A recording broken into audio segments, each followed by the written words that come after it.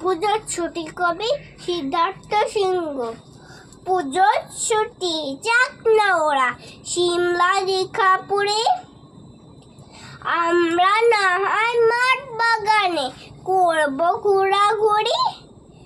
বাবা ওকে দিক না কিনে নতুন জামা দুল, তোকে দিলাম গোটা কাশ নদী ও কাশ ফুল।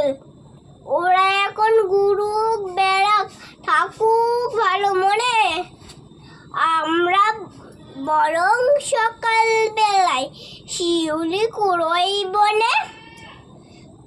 যাক না ওরা সবাই মিলে, যাক না অনেক দূরে, আমরা যাব খুশির খেয়ায় শুধু ওরা চিনপুরে।